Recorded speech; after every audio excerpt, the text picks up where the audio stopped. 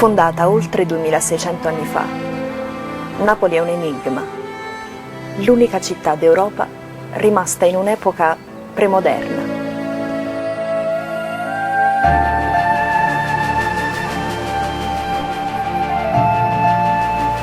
Le cause storiche, i problemi irrisolti, formano un labirinto dal quale nessuno ha trovato via d'uscita finora.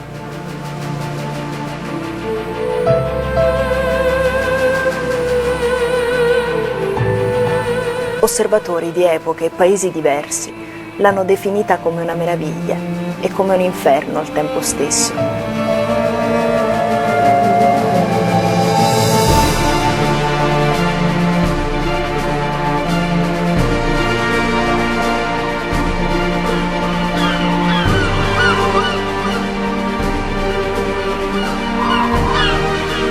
Ed è dal 300 che è citata come un paradiso abitato da diavoli.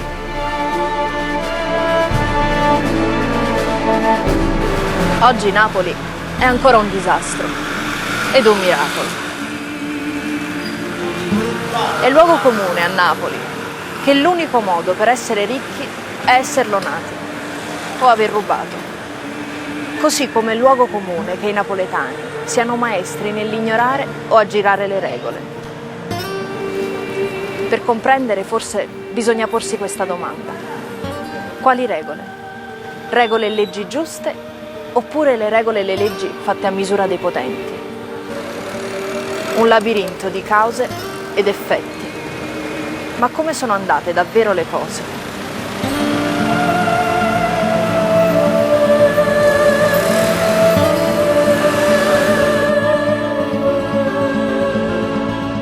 I greci, dopo aver conquistato le coste dell'Oriente, hanno naturalmente l'interesse a conquistare anche attraverso colonie l'Occidente e percorrendo le coste loro si fermano nel cratere di Napoli perché non esiste nel Tirreno un altro sito così accogliente e protetto.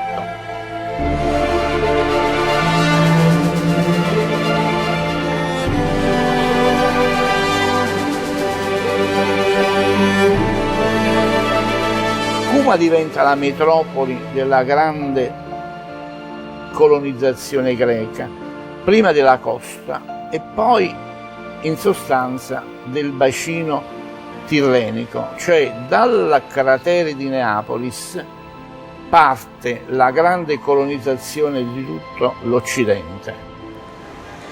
Questa storia comincia da un tempo lontano, migliaia d'anni da oggi.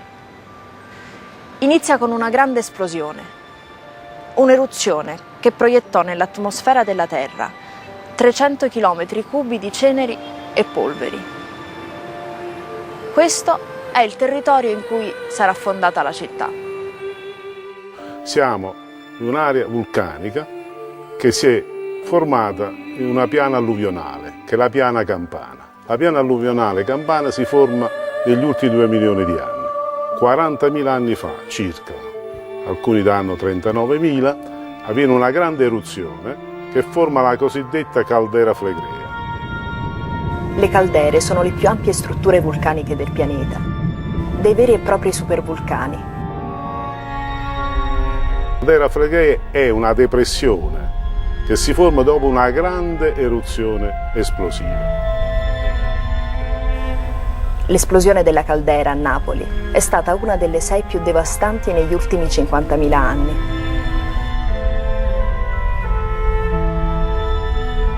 Cosa accade? Il magma risale, spinge, rigonfia, frattura, emerge, fuoriesce violentemente.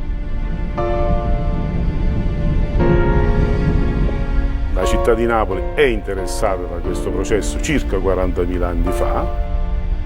Nel centro storico di Napoli vediamo ancora i limiti della caldera e quindi parte della caldera è sommersa in mare, quindi è collassata in mare, parte della caldera è emersa, quindi oggi noi la osserviamo sul territorio. Possiamo dire da Napoli fino ai Campi Flegrei, fino a Monte di Procida. Bene, dopo il collasso calderico l'attività all'interno della caldera procede fino a quando non si ha un'ulteriore grande eruzione. L'eruzione che noi chiamiamo del tufo giallo napoletano, 15.000 anni fa, ben 50 km3 di materiale. Questa eruzione distrugge, quella del tufo giallo, distrugge parte dei centri eruttivi già presenti nella città di Napoli e si forma una struttura che poi diventerà l'ossatura della città di Napoli, perché il tufo giallo distrugge ma si deposita pure sulle alture della città di Napoli e siamo quindi intorno a 15.000 anni fa, mentre il Vesuvio a oriente della città si sviluppa prevalentemente, si costruisce, l'attuale struttura che noi conosciamo si costruisce tra i 40.000 anni fa fino ai tempi più recenti.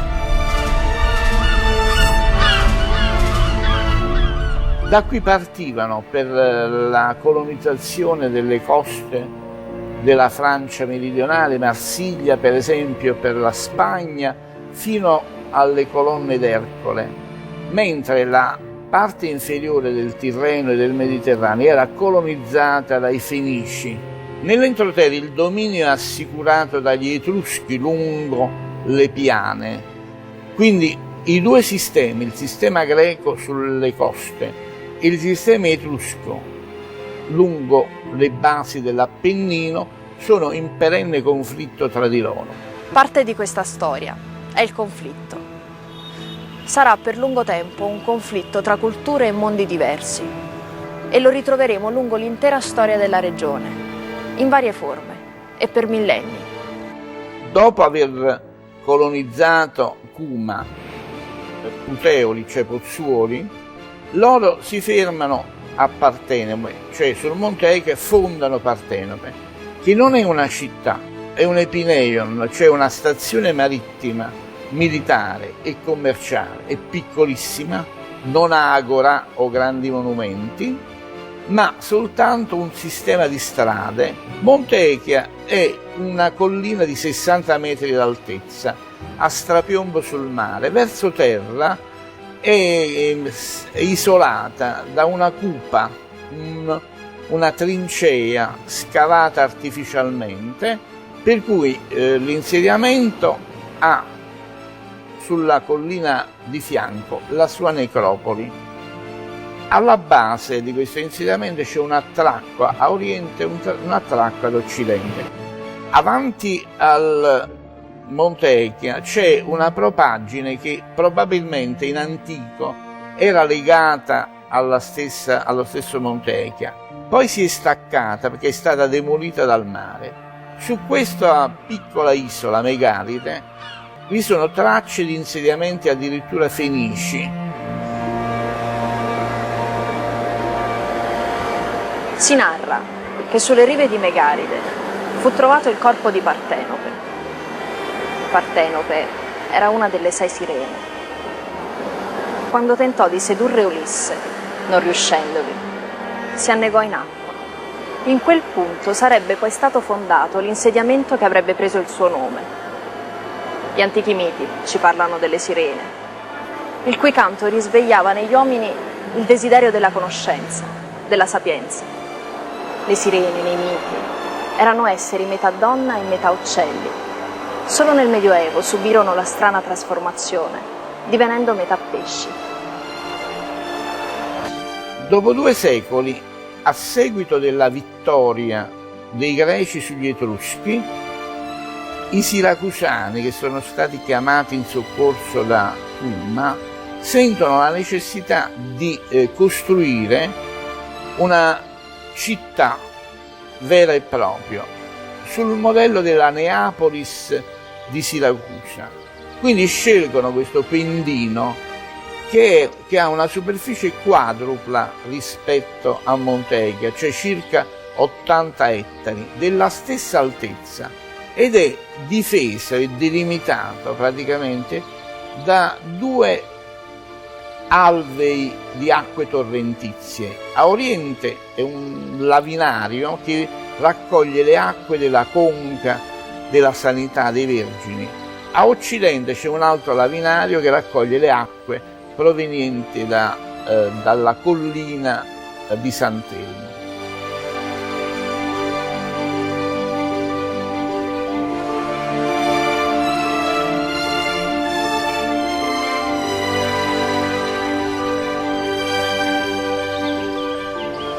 La città nuova è costruita su questo pendino, su questa sorta di falsopiano che scende da nord verso sud ed è delimitato naturalmente da una serie di limiti fisici. Qual è la caratteristica? È che questa città ha 3 direttrici principali, le 3 platei, che sono però impostate a delle quote diverse, progressivamente digradano verso il mare. Si capisce bene che una situazione siffatta incita alla invenzione di un nuovo sistema, cioè costruire la città per terrazze che dal punto più alto della città si affacciano verso il mare. Questo era il cuore della città, l'Agorà, e sull'Agorà sorgeva l'importante tempio dei Dioscuri. La religione, l'altra parte della storia. C'entrano i Dioscuri con il nostro giallo. Questi dei dovevano intervenire nei momenti di calamità, eruzioni vulcaniche, eserciti invasori. Esattamente le stesse funzioni attribuite secoli dopo a San Gennaro, il patrono di Napoli. Tra le 2 città permane come punto fisso l'area portuale, che è una insenatura sulla quale affacciano sia la collina di Montecchia sia il Pendino. Dal punto di vista morfologico, il cuore di Neapolis è la piazza del Foro. Sulla piazza del Foro c'è una fabbrica molto complessa, una macchina templare molto complessa, ed è il Tempio dei Dioscuri. I Dioscuri ci sono, lo dice il nome stesso, Dioscoroi, cioè sono i figli gemelli di Zeus. Che funzione svolgono all'interno del Pantheon greco? Beh, loro intervengono nei momenti difficili. A Napoli ci arrivano perché Napoli è di fondazione cumana, e a Cuma, tra le divinità principali, ci sono appunto i Dioscuri. Il tempio che noi qui abbiamo nella parte superiore della piazza è la sistemazione del periodo imperiale romano di quello che doveva essere uno dei maggiori templi cittadini. Le 3 divinità che proteggevano la città di Napoli erano Demetra, immaginata come quella che dà le leggi della città, Apollo, e la terza divinità, si tratta in sostanza di 2 divinità, sono i figli di Zeus. L'insediamento di Neapolis aveva un accesso principale che proveniva da nord. È l'accesso che ha resistito nel tempo fino all'800. L'accesso è dall'attuale Capodichino, che in antico era detto Caput dei Crivo. C'è un'incisione, una cupa molto profonda, da lì si scendeva e si costeggiava la palude sistemata a oriente e si entrava nella città dalla Porta Capuana, che era la più antica e la più importante della città, perché era collegata appunto al grande insediamento di Capua che dominava la piana campana.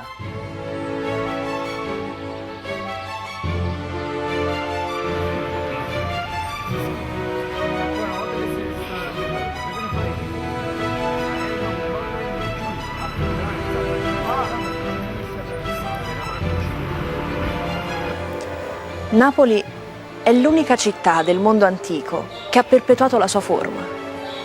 Gli isolati del centro storico sono gli stessi concepiti dai Greci 2500 anni fa.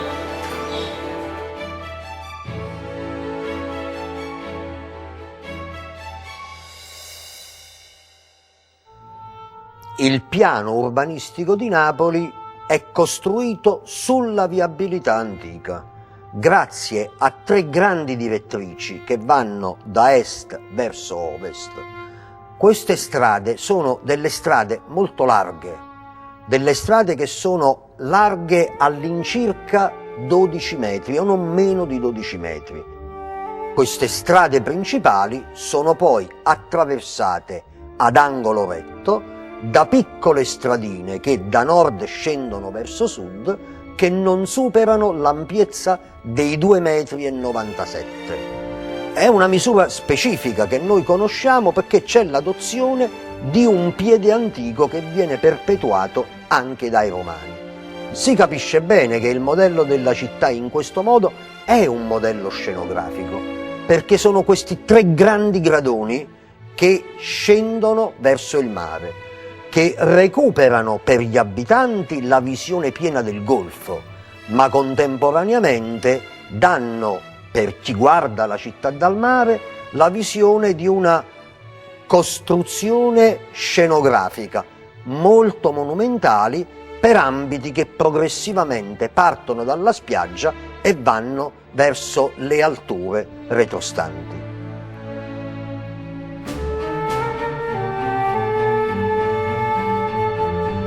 I Romani, che cominciano ad essere presenti a Napoli dalla fine del IV secolo, manterranno inalterato il carattere greco della città fino all'avanzata età imperiale. Napoli viene occupata nel IV secolo, nel 327-28 a.C., e i legionari romani pongono il campo di occupazione tra Palepoli e Neapolis. Perché? Perché incombono sul porto, controllano il porto e separano le 2 città.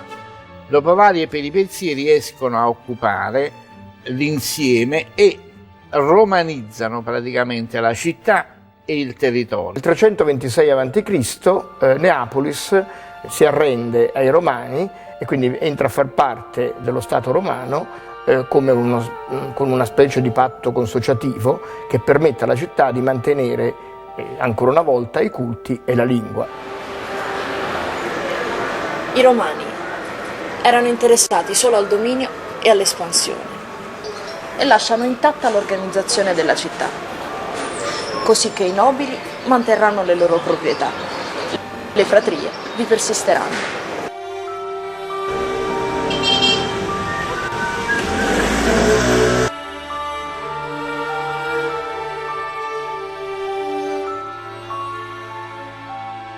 C'è da dire questo, che le città arcaiche greche sono organizzate per associazioni e le associazioni estendono una sorta di influenza su quartieri diversi della città.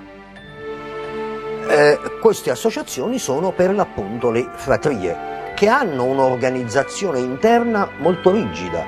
I membri dell'associazione sono i fratriarchi e poi c'è anche il capo della fratria. Quali sono i compiti di questa associazione? Probabilmente è una sorta di solidarietà tra gli associati, ma anche l'affidamento delle cure di pezzi diversi della città, di quartieri diversi della città.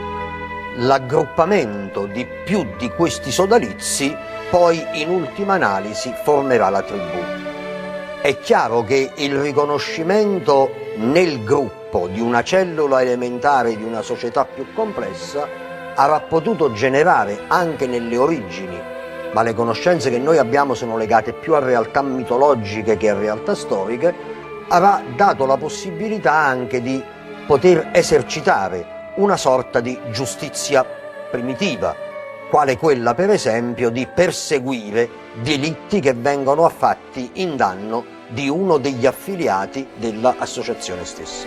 Queste associazioni hanno un excursus e una durata temporale notevole, perché noi conosciamo della presenza di queste associazioni dalle epigrafi in greco, ma scritte nel periodo imperiale romano. Questo significa che la città nuova eredita le associazioni dalla città vecchia, quindi da un periodo che noi possiamo già ritenere del VII secolo a.C. e queste associazioni sono attestate ancora in vita nel II secolo d.C. Una forma basica e tribale, che chissà perché ci ricorda qualcosa. Presente per secoli, parallela al governo della città, anzi spesso partecipante al governo della città, che tra i suoi compiti ha il controllo del territorio.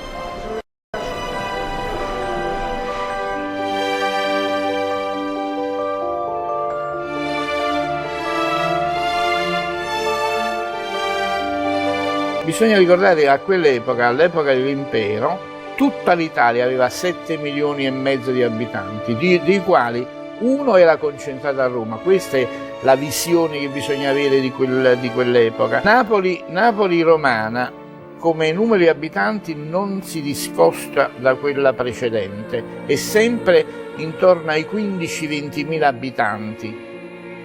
Però i romani urbanizzano estesamente la collina di San Giovanni Maggiore, che sta accanto alla vecchia città.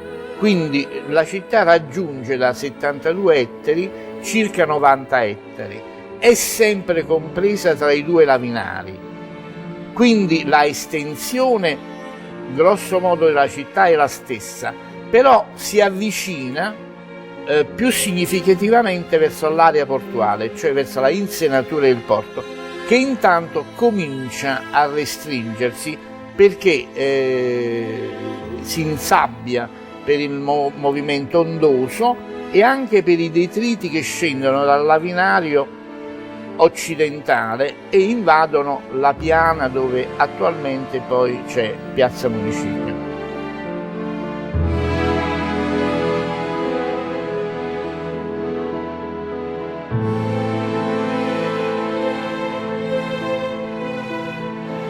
E già con i Romani, la città manterrà una notevole autonomia, sia sociale che culturale, e rimarranno intatti il piano urbanistico preesistente, l'uso della lingua greca e la presenza delle fratrie.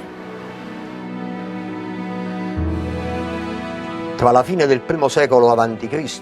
e l'inizio del I secolo d.C., quindi nel momento in cui la civiltà comincia a mutare cambiando il suo stesso calendario, Napoli è oggetto di un fenomeno che oggi diremmo di restyling urbanistico.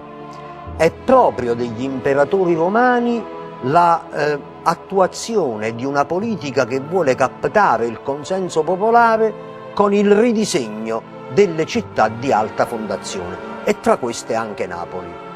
Una serie di templi, una serie di strutture che avevano una configurazione propria del modello greco vengono riformulate secondo i dettami dell'arte imperiale romana.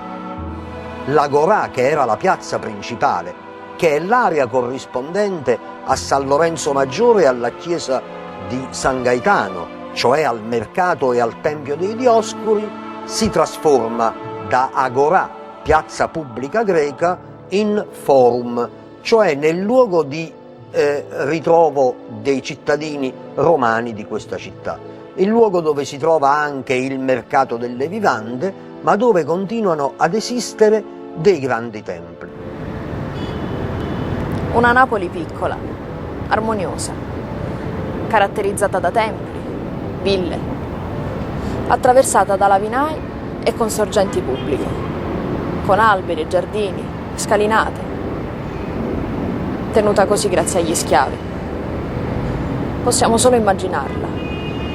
Per intendere il significato della città in epoca romana bisogna sottolineare che essa è una città di Ozia, come è definita da Strabone, cioè si ritirano a Napoli i grandi letterati romani, i grandi uomini di affari che, stanchi della vita agitata della capitale, dell'impero, si ritrovano in un luogo riservato, molto raffinato, culturalmente avanzato, Insomma, Napoli a quel tempo è una specie di Sorrento dell'epoca.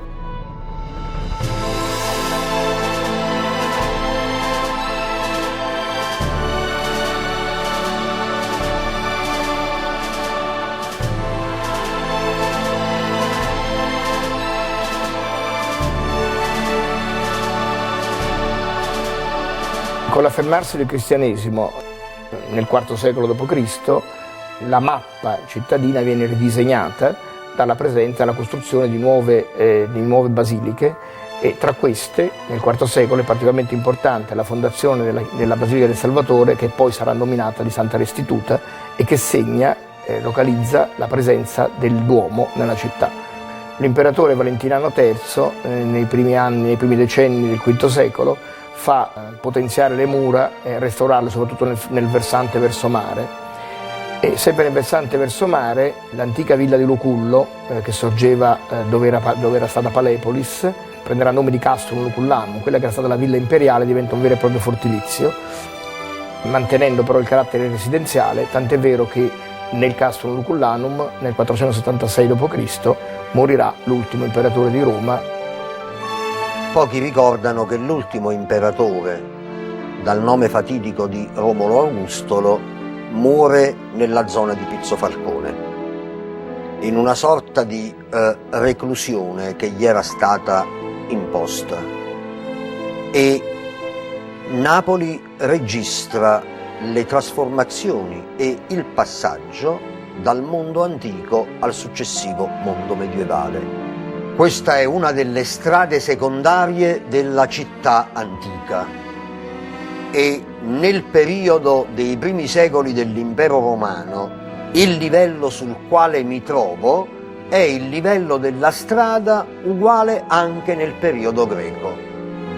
Poi, con la decadenza dell'impero, quando cioè la cura della città non veniva mantenuta in perfetta efficienza, questa strada comincia a poco alla volta a trasformarsi in pendio. Significa per altri versi che in occasioni di piogge, in occasione di depositi di carattere alluvionali lungo la strada, nell'assenza della magistratura i cittadini si arrangiavano da soli, recuperando i blocchi antichi che stavano più in basso e rimontandoli più in alto. Ovviamente questo comporta dei mutamenti nelle case, negli ambienti che si affacciano sulla strada. Tant'è vero che questa porta è stata tamponata, è stata chiusa già in antico e la strada si svolgeva lungo questo livello. E qui noi riusciamo a leggere con molta chiarezza quelle che sono le tracce dell'usura della parete nella quale si trova la porta ormai chiusa e la parte che invece era attraversata da questo nuovo tracciato stradale. Mi sembra un fatto molto importante perché in questo modo questa città solare, costruita per strade in piano, orizzontali, che si raccordano attraverso delle scale alla piazza superiore, si trasforma negli ultimi secoli dell'impero in un pendio abbastanza ripido e in questo modo si prefigura quello che è il vicolo di Napoli, che è una caratteristica urbanistica che secondo me nasce nel periodo tardo antico alto medievale e caratterizza ancora oggi la città. Il pendio della strada poteva comportare il rischio che le acque piovane entrassero all'interno degli ambienti e quindi nell'ultima fase di vita si ricorre a questi sistemi abbastanza estemporanei. In questo caso è stato costruito un piccolo muretto per deviare l'acqua piovana. E 1600 anni dopo, ecco la stessa tecnica ancora in uso. Ma cosa sta succedendo allora? Nasce a Napoli l'arte di arrangiarsi, quella che per secoli rimarrà l'arte principale per buona parte della popolazione, o forse l'unico modo per essi di sopravvivere per tanto tempo.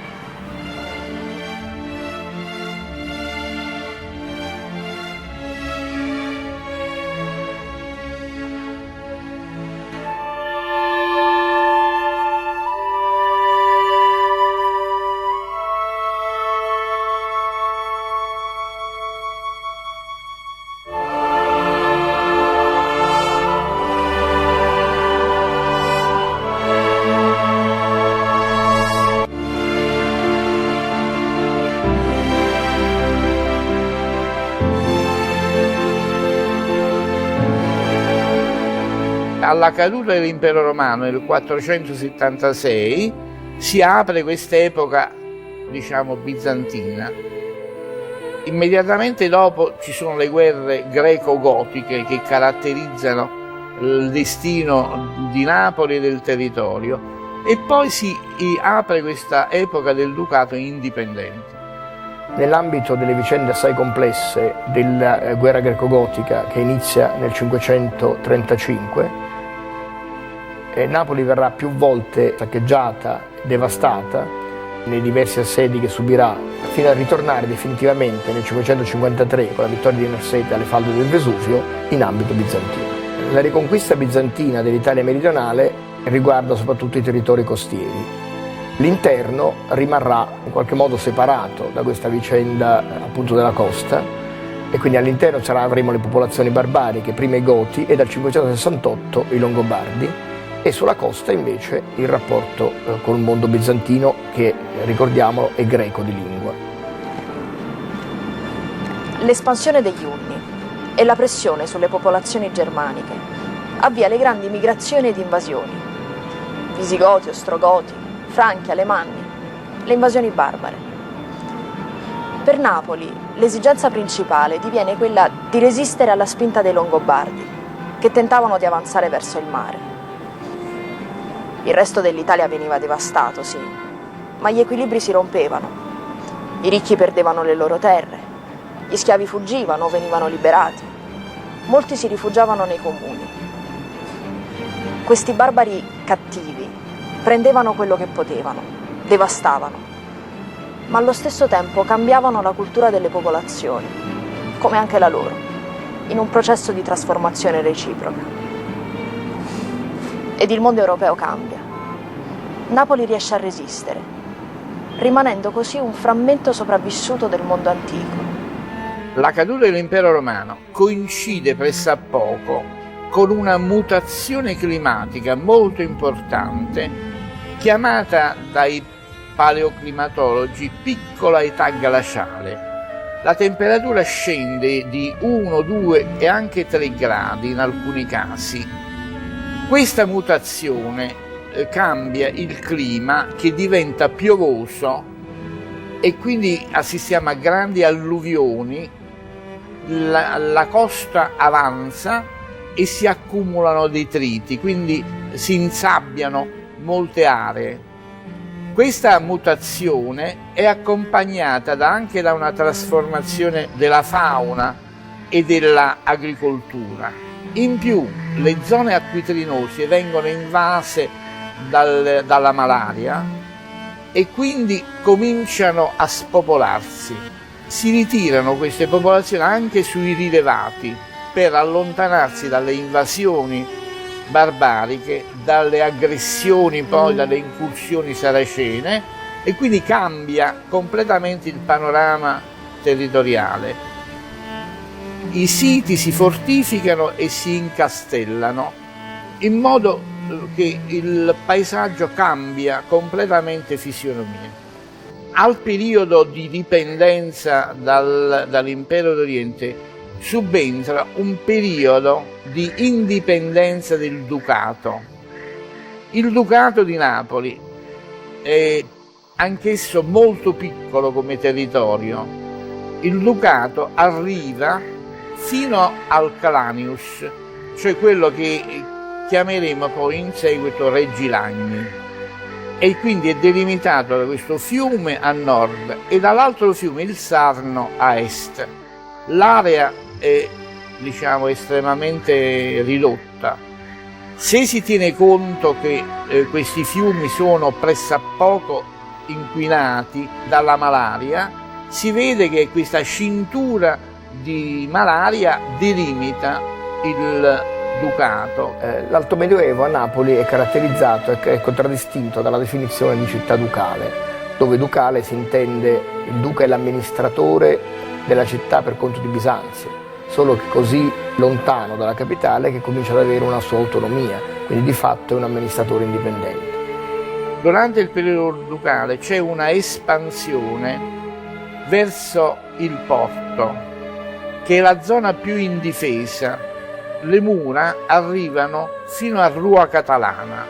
Rua Catalana è il prosieguo di un alveo, di una canalizzazione di acque torrentizie che arrivano nel porto. Questo legame così duraturo che Napoli ha col mondo greco, perché nasce città greca, mantiene la lingua greca con i romani. Nerone verrà nell'anfiteatro di Napoli, nel teatro di Napoli, a recitare in greco, e la riconquista bizantina non faranno altro che rinforzare questo rapporto con la lingua greca che la città mantiene. In fondo sarà latinizzata soltanto con la conquista normanna. Per i bizantini l'anno 1000 era l'anno 6508 ed il ducato era una monarchia che riproduceva in piccolo il modulo del governo imperiale bizantino. La Napoli ducale è un piccolo mondo provinciale, una società organizzata intorno ad un'aristocrazia fondiaria e militare. In Europa era stato inventato l'aratro pesante, i mulini a vento, la rotazione delle colture, era nato il Sacro Romano Impero, nuove leggi venivano promulgate. I comuni e la borghesia nascente stanno per avviare quell'insieme di condizioni che porteranno al Rinascimento. Ed ecco, anche qui sta per avvenire qualcosa.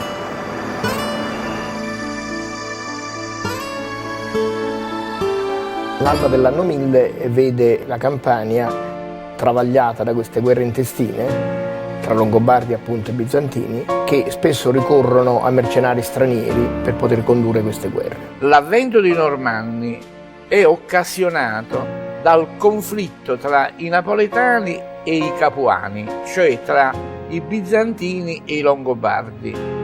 Per difendersi dall'aggressività dei longobardi, il duca Sergio concede ai normanni di creare un baluardo tra i due territori, e la zona che lui destina ai normanni è Aversa.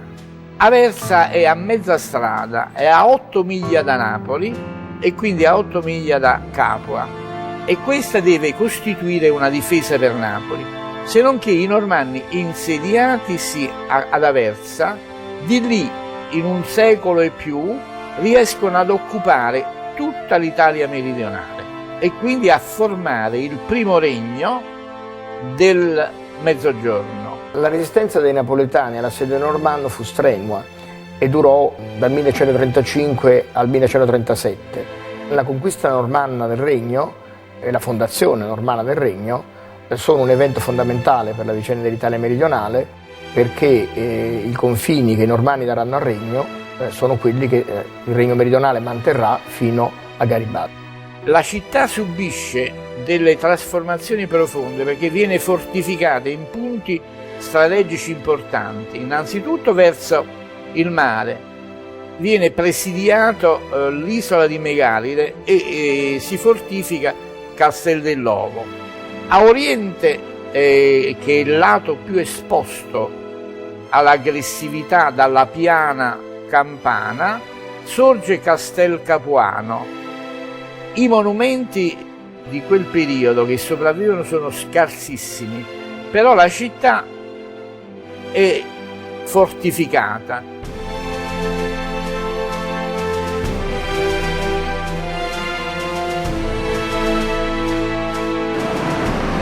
Napoli è l'ultima città a cadere ed i normanni rispetteranno la sua salvezza, così come rispetteranno la proprietà fondiaria e i privilegi dell'aristocrazia. Mentre nell'Italia settentrionale nascevano i comuni, le città si liberavano dal giogo feudale, la borghesia si affermava e con essa la virtù del lavoro, cioè la possibilità di cambiare la propria vita lavorando, producendo. Napoli perde questa grande occasione.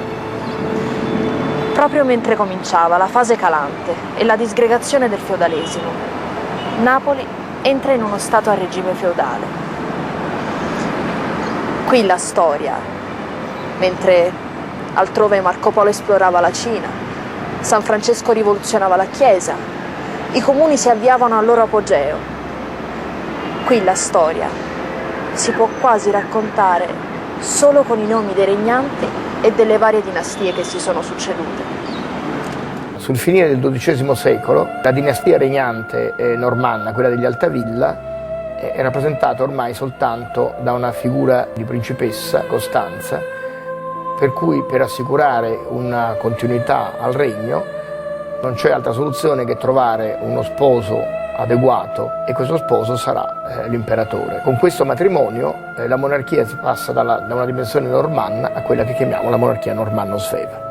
Dall'unione di Costanza d'Altavilla con l'imperatore Enrico VI nascerà il futuro Federico II, che è figura di assoluto rilievo nella storia italiana ed europea e che lascia un segno profondo nella storia napoletana, perché a Napoli lui fonda l'università, e la fonda a Napoli perché è lontana dalla capitale Palermo, proprio per assicurarle l'autonomia, università che è tra le più antiche d'Europa.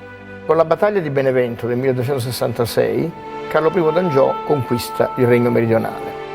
La capitale è mantenuta a Palermo fino al 1282. Alla conquista angioina la città cambia fisionomia. Come primo atto, Carlo d'Angiò crea una nuova reggia, però non la situa all'interno della città antica, ma la colloca all'esterno.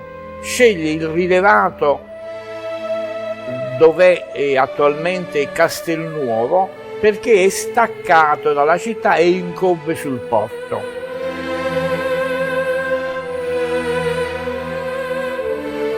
Le sorti della città angioina cambiano nel 1282, quando con i Vespri siciliani si stacca la corona della Sicilia e Napoli diventa capitale. Però bisogna ricordare che a quell'epoca Napoli ha ancora una dimensione di 25-30.000 abitanti, mentre Palermo ha oltre 300.000 abitanti, è 10 volte maggiore.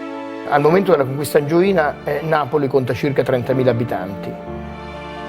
Da quel momento la città comincerà a crescere, soprattutto dopo essere diventata capitale, per dimensioni, per popolazioni, e si rinnoverà nell'aspetto architettonico, con la costruzione della nuova reggia, Castelnuovo, e della cattedrale, il Duomo che conosciamo, e soprattutto con la fondazione e l'insediamento di numerosi complessi conventuali dei nuovi ordini mendicanti, i francescani e i domenicani. Nascono così complessi come San Domenico Maggiore, Santa Chiara, San Lorenzo, Donna Regina.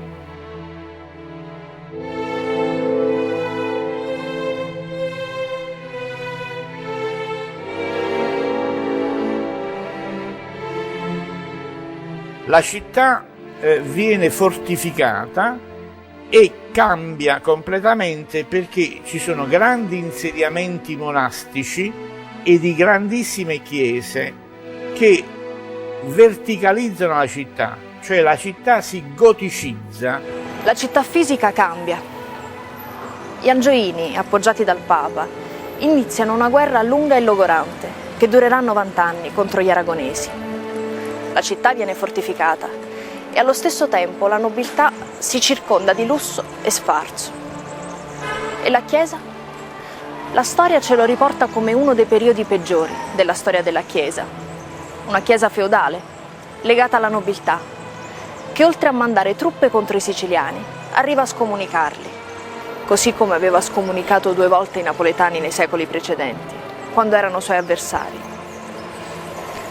Mentre in Francia sterminava l'eresia catara in un bagno di sangue, e i valdesi, e ogni idea contraria alla sua, qui costruiva chiese sempre più grandi e ricche.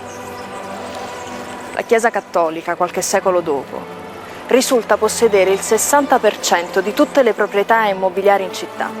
60%. Le notevoli dimensioni di molte di queste strutture si giustificano col fatto che sono costruiti in terreni liberi, esterni al nucleo cittadino urbanizzato, e che vanno con una progressione cronologica e fisica dalla zona di Piazzetta Nilo verso occidente. Quindi abbiamo prima il grande insediamento di San Domenico, poi nel 1310 l'insediamento di Santa Chiara, nel 1410 ci sarà l'insediamento di Monte Oliveto, cioè con fondazioni sempre più grandi che comunque caratterizzano un ampliamento della città sempre verso occidente, che aveva già avuto un forte impulso con la decisione di Carlo I di costruire sull'altura prossima al porto e vicino alla collina di Pizzofalcone la nuova reggia che era Castelnuovo, popolarmente definito, sbagliando, Mascangioino. Tra Castelnuovo e la città c'è un ampio spazio che era quello occupato dal porto antico, che si è interrato per l'afflusso dei detriti dalla parte alta della città che insabbiano la zona. Quindi il porto non c'è più. In quell'occasione Carlo sente la necessità di creare un nuovo attracco, ma di grande prestigio. E questo porto nuovo sarà creato dal figlio, il quale getta in mare un grande molo, un gigantesco molo per l'attracco delle navi che protegge il porto dalla traversia dominante di Libeccio. Con la creazione del porto si sviluppa notevolmente un tessuto urbano tra la riva del mare e la città antica e la zona portuale, che avrà uno sviluppo notevole anche nelle epoche successive. Dopo aver fortificato la città e creato Castelnuovo, gli Angioini presidiano i punti emergenti intorno al territorio. Anzitutto Montecchia, poi Belforte, cioè la terza collina che è tra Montecchia e il Pendino. Si insedia un castello che poi diventerà la fortezza di Sant'Elmo. Le tre colline ormai includono l'area portuale. Il ridisegno che gli Angioini attuano dell'impianto della città comporta anche il trasferimento delle attività commerciali concentrate nel foro, che a Napoli corrisponde all'attuale Piazza San Gaetano, verso una zona meno centrale e meno trafficata e più ampia, come quella che poi diventerà Piazza Mercato. La necessità da parte dell'aristocrazia di affermare pubblicamente il potere conquistato, la ricchezza raggiunta, si manifesta in due modi: nel creare un palazzo sempre più elegante e importante nel panorama cittadino, attraverso l'accorpamento e il rinnovamento di edifici preesistenti, e poi con la sepoltura.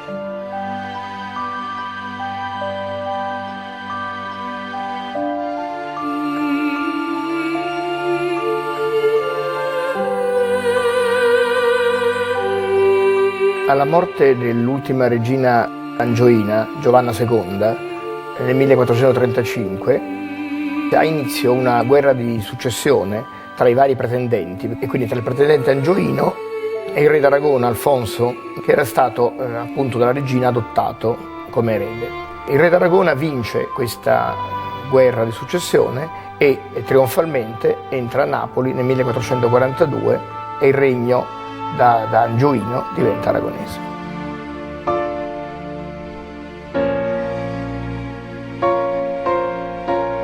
L'ingresso trionfale di Alfonso il Magnanimo a Napoli è documentato in maniera monumentale dal grande fregio che orna l'arco trionfale di Castelnuovo, che il re fa ricostruire sulle fondazioni del castello precedente, distrutto come tanta altra parte della città, che era ridotta veramente a un cumulo di rovine.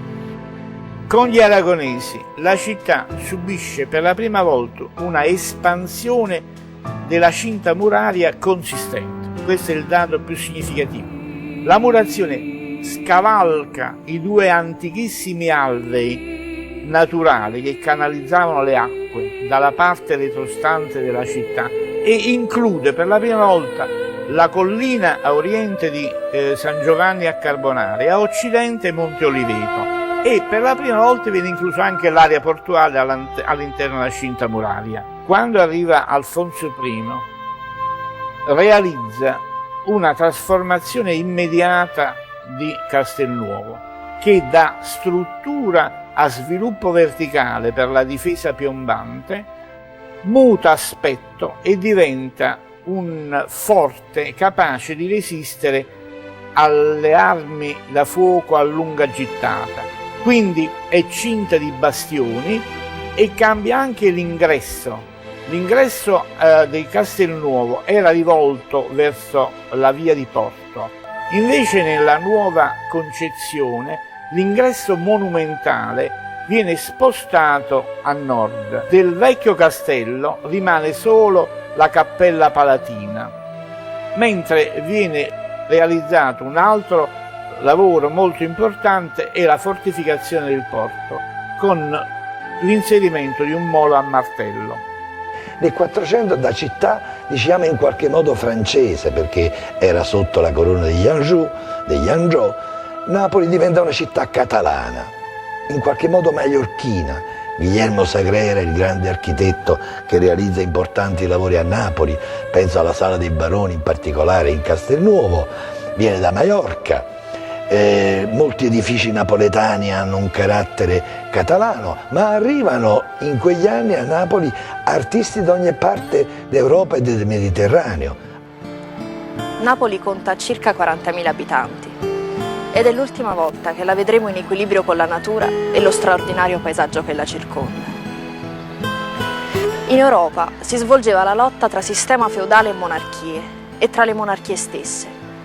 Anche la Chiesa cattolica si scinde in due chiese, Roma contro Avignone, e i vari papi di volta in volta appoggiano l'una casata o l'altra, a seconda della convenienza. Una dynasty, una telenovela che vede sempre e solo cambiare il volto e gli stemmi dei sovrani, identici nelle loro politiche di sfruttamento e arricchimento. Alla fine Napoli diviene possedimento dei re spagnoli. Il governo verrà affidato a dei luogotenenti generali, anche detti viceré. E se il buongiorno si vede dal mattino, Gonzalo Fernández de Córdoba, primo viceré, fu presto coinvolto in una speculazione finanziaria sugli approvvigionamenti di grano, che gli valse le accuse di affarismo. Nel 1503 finisce l'indipendenza del Regno di Napoli, che entra a far parte dei domini dell'impero spagnolo. Non dobbiamo però pensare che Napoli sia trattata allo stregua di una colonia, perché tutti i privilegi e le autonomie che la città aveva avuto in passato sono garantiti dall'imperatore. A conferma del fatto che la città non prende il rango di una colonia, c'è il mantenimento dell'amministrazione della città attraverso i seggi nobiliari con il seggio eletto dal popolo, e anche al fatto che l'Inquisizione in città non prende piede per le ripetute rivolte che la popolazione fa per evitare che questo accada. Quindi quando a Napoli si rifiuta l'introduzione dell'Inquisizione, si rifiuta soprattutto l'introduzione di un controllo dell'autorità politica. Non a caso poi del resto tra autorità religiose e autorità politiche c'è sempre stato allora un fortissimo accordo. Ecco che allora la rivolta è contro un controllo politico, peraltro già esercitato dal viceré in modo abbastanza forte sull'aristocrazia meridionale, che tendeva ad essere autonoma fin dai tempi di Alfonso e di Ferrante d'Aragona, quindi fin dal 400, per sottrarsi al controllo dello Stato centrale.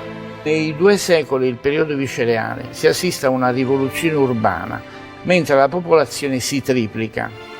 I primi decenni, subito dopo la conquista spagnola, saranno caratterizzati da eventi assai gravi come episodi di carestia e di peste.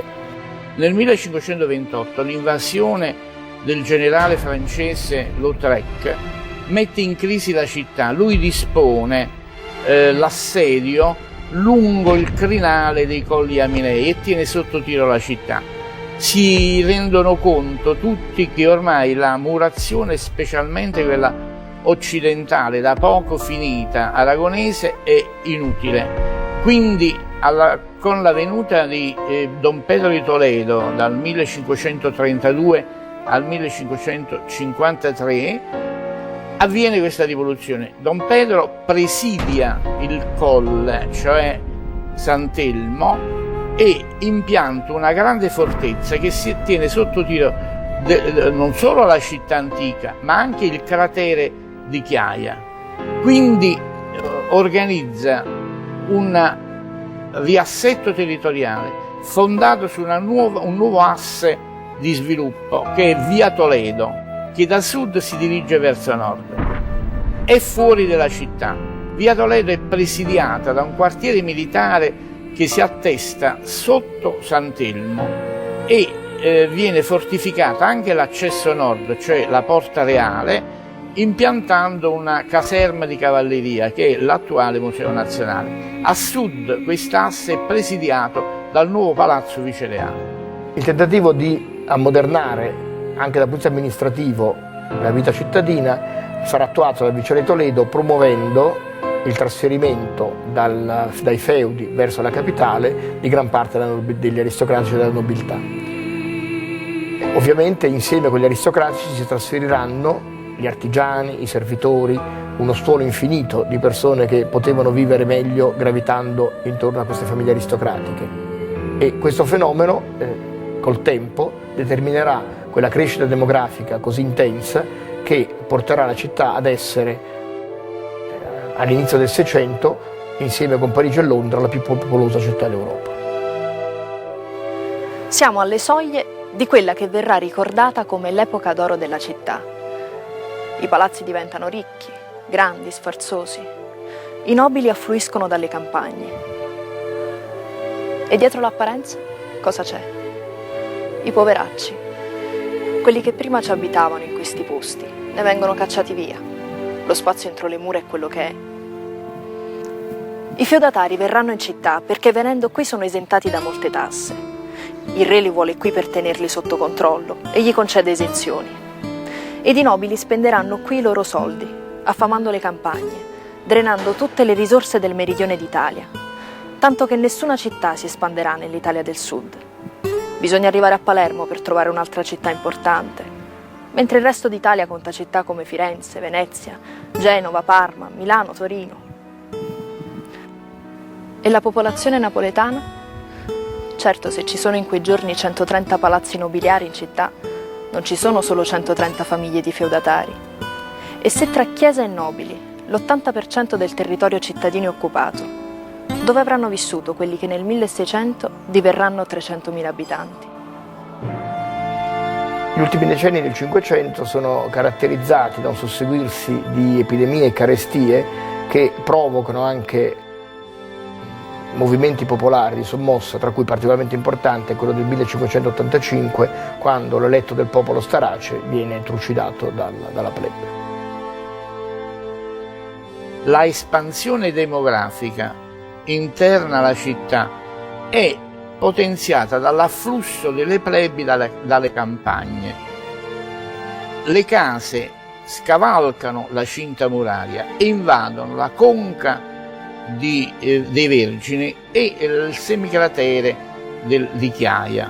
L'urbanizzazione massiccia invade queste depressioni e la densità abitativa arriva a cifre enormi.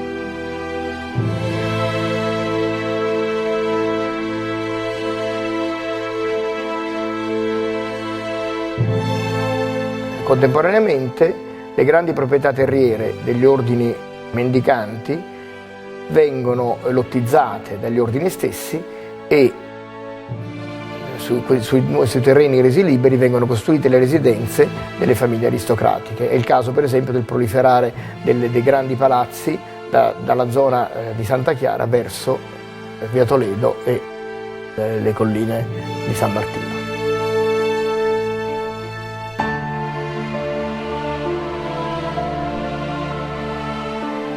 A rendere più difficile, sempre più insostenibile la vita del popolo minuto in città e contribuì certamente anche il cosiddetto diritto di fare insula, con cui gli ordini monastici potevano espandersi nell'isolato in cui si trovava una delle loro fondazioni, avendo delle agevolazioni di acquisto degli immobili che servivano per l'espansione del monastero, coincidente con il prezzo dell'ultima vendita nei decenni passati. Allora, come accade spesso anche oggi, le leggi venivano fatte in base all'appoggio politico di questa o quella parte. Il papato, la Chiesa, era quella che garantiva alla fin fine la vittoria di una fazione o dell'altra e chiaramente otteneva poi dei vincitori le leggi che le facevano più comodo. In questo caso fare insula, cioè riunire i pezzetti di proprietà della Chiesa in un isolato, espropriando ad un prezzo ridicolo le proprietà altrui. È interessante notare che Carafa, una famiglia nobiliare, conta tra il 1459 e il 1612 ben 8 arcivescovi di Napoli.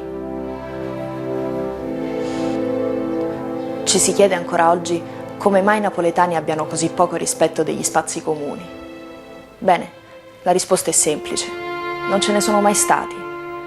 Lo spazio, la grande risorsa delle città, a Napoli è sempre solo stato di chi se lo prende. La monarchia spagnola concentrava nella città un gran numero di magistrature, accentuando il carattere di centro politico-amministrativo di Napoli. Al tempo stesso, per meglio controllare questa plebe sempre più numerosa, verranno concessi agevolazioni fiscali, un rifornimento annonario continuo soprattutto del pane e un prezzo politico del pane stesso. Durante questo periodo la città non solo vede la presenza di architetti importanti, sia locali sia provenienti da altrove, per costruire nuove chiese, nuovi conventi e nuovi palazzi, ma ovviamente per la presenza di questi nuovi edifici o di edifici da ammodernare arrivano a Napoli artisti da ogni parte d'Italia e d'Europa. Nel periodo vicereale l'architettura raggiunge una qualità spaziale straordinaria, perché la serie di palazzi nobiliari si inserisce nel tessuto urbano con dei portali trionfali e una sequenza di scale e corti interne e vicoli che creano un racconto, un continuum narrativo straordinariamente articolato e complesso. Quindi la città si arricchisce architettonicamente di grandi valori spaziali. Quali sono i grandi cambiamenti che la città subisce per cui da borgo medievale diventa una metropoli europea e mediterranea? Quelli che si hanno nel secondo Cinquecento. Con il Concilio di Trento, con la Controriforma cattolica, Napoli subisce una serie di interventi radicali e profondi, già peraltro avviati con il viceré Pedro de Toledo, quando costruisce la strada che prende il suo nome, che collega la parte collinare verso Capodimonte della città con il suo centro, il largo di Palazzo, dove c'era l'antico Palazzo Reale, ma soprattutto nella seconda metà del Cinquecento, a seguito di interventi per rinnovare antichi conventi e antiche chiese, quelle in particolare dei francescani o dei domenicani, ma anche per costruire nuovi conventi e nuove chiese legate agli ordini nuovi nati dalla riforma cattolica, gli oratoriani, i teatini, la Compagnia di Gesù. La città si allarga, la città si affolla, la città nel giro di pochi decenni, tra la fine del Cinquecento e gli inizi del Seicento, muta il suo volto urbano, diventa una grande città europea, diventa soprattutto la città più densamente popolata dopo Parigi. È nel 1647 che la popolazione napoletana si rivolta con successo contro gli spagnoli, che vengono cacciati dalla città. Sfruttamento, tasse, miserabili condizioni di vita per la gente comune. E questa figura tragica di napoletano, Masaniello, un pescatore, il capopopolo della ribellione, che cade nella trappola della sua ignoranza. La rivolta partì da Piazza Mercato. Masaniello organizzò la presa della reggia, l'apertura delle carceri, i roghi dei registri delle imposte. Vince. E perde, quando il potere spagnolo lo nomina capitano generale del popolo napoletano, facendo sì che egli stesso sia odiato dai suoi. Pochi giorni dopo, arrestato, fu decapitato. Nel 1656 una tremenda epidemia di peste decima la popolazione cittadina. Si arriverà in alcuni momenti anche ai 6.000-8.000 decessi al giorno e la città non si riprenderà più da questo calo demografico se non dopo molti decenni. Con la peste la popolazione si dimezza e la città entra in una crisi che si trascina per la metà del secolo successivo. di questa epidemia che comportò una diminuzione della popolazione di almeno il 60% di quella che era appunto nel 1656, resta una testimonianza visiva molto celebre nel quadro di Micco Spadaro con La peste al largo del Mercatello. Gli appestati al largo del Mercatello. Lì, ai piedi della porta di San Gaetano, Portalba, ci sono stesi per terra quelli che sono malati di peste o quelli che sono già morti. La peste sta uccidendo soprattutto i più poveri, i più miseri, coloro che hanno meno possibilità rispetto all'aristocrazia, al viceré, al cardinale, che si vanno a nascondere, si vanno a riparare. Qui nella Certosa di San Martino c'è un altro quadro di Micco Spadaro che fa vedere il potere ecclesiastico e il potere politico che si è rifugiato a San Martino, e in basso in fondo la città appestata.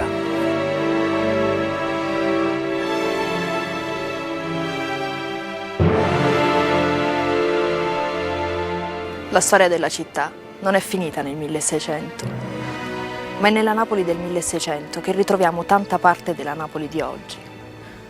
Una città dove è stata uccisa la speranza, la volontà, dove è stato ucciso il futuro costruito giorno per giorno, rimboccandosi le maniche, il senso civico. I colpevoli, o addirittura il colpevole. Chi fra tutti gli indiziati? Il popolo, tenuto in condizione di miserevole ignoranza. Questi feudatari urbanizzati, nobili senza né arte né parte, che venendo qui affamavano i loro feudi.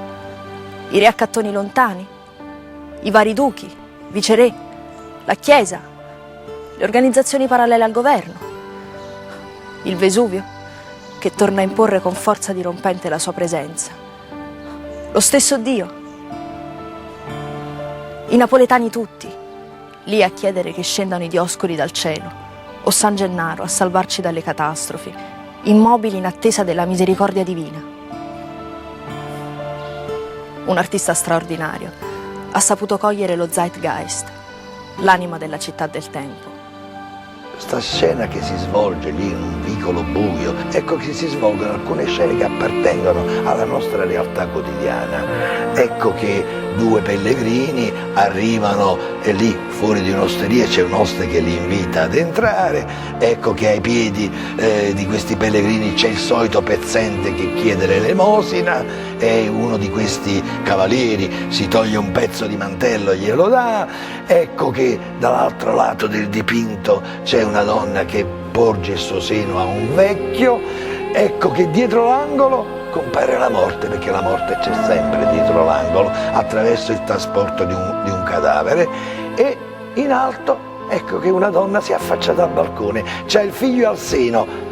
Bella donna, forse una donna napoletana, una modella che Caravaggio aveva preso tra le belle donne napoletane, si affaccia a questo balcone dove ha messo a stendere le lenzuola ad asciugare in un vicolo buio dove il sole forse non batteva mai, e intorno dei giovanotti, dei bei giovani l'aiutano a tenere queste lenzuola al vento, a questo poco vento che passa in un vicolo di Napoli. Ma un quadro del genere è certamente emblematico delle opere di misericordia, la donna che dà il seno al vecchio, la carità, alloggiare i pellegrini e l'oste che fa entrare, dar da mangiare agli affamati, dar da bere agli assetati. C'è un signore che dietro beve da una mascella d'asino, è Sansone, aiutare i poveri. Ecco che il nobile cavaliere, forse uno spagnolo che passava per i vicoli di Napoli, si è tolto una parte del mantello e l'ha data al pezzente,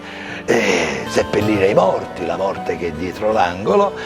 Ecco, tutto questo è Napoli, è la Napoli del Seicento, ma forse per qualche pagina purtroppo anche la Napoli di oggi. La Napoli fatta di luci e ombre, di contrasti, di contraddizioni. E Caravaggio in pittura traduce questa concezione di una realtà, la realtà dell'uomo, la realtà esistenziale dell'uomo, che è fatta di contrasti, di contraddizioni, di lacerazioni, di luci ed ombre. L'eruzione del 1631 incomincia a diventare chiaro che il vulcano stava per entrare in eruzione la sera prima dell'eruzione. perché a Torre del Greco c'era l'arcivescovo di Napoli, Boncompagni, il quale stava per curarsi, se ricordo bene, e la sera lui si allontana e viene verso Napoli. Il giorno dopo, la mattina dopo, il vulcano va in eruzione. Il 631, l'eruzione del Vesuvio, quando in processione i nobili e i potenti della Chiesa regolare, con i busti dei santi che oggi sono esposti nella cappella del tesoro di San Gennaro, si muovono in processione circondati da una gran marea di gente, di pezzenti, di borghesi che si avviano verso il ponte della Maddalena implorando l'intervento della Vergine e del santo patrono San Gennaro perché l'eruzione, la lava, la cenere non distrugga la città. Il 631 è un'eruzione subpliniana,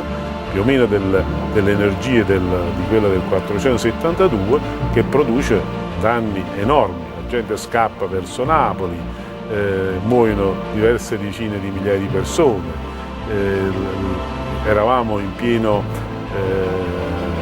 vicereame spagnolo, lo stesso viceré realizza una lapide, installa una lapide a Portici per dire guardate qui è un posto pericolosissimo, i prodotti arrivano fino a mare, invaso tutta la parte meridionale del vulcano, distrutta, e quindi un'eruzione che in parte assomiglia a quella del 79, cioè il territorio viene ridistrutto un'altra volta. Ed ecco che Micco Spadaro colloca in alto, in mezzo alle nuvole, la figura in volo di San Gennaro, Nimbo Kid, Superman, che corre verso il Vesuvio a fermare la cenere e la lava. E se si pensa che la cenere aveva raggiunto addirittura le coste della Tunisia, immaginate quale potere da Superman aveva questo San Gennaro per sottrarre Napoli alla distruzione. Insieme, non a caso, insieme al potere politico e al potere religioso che vanno in processione. Poi la gente in questo dipinto continua a correre, continua a scherzare, continua a rubare, continua a vivere la sua quotidianità, perché i napoletani, come dimostra questo dipinto, anche l'evento terribile, anche l'evento catastrofico, talvolta, e questa la loro fortuna, ma a volte anche la loro disgrazia, lo vivono sempre come evento di festa, per fare ammuina.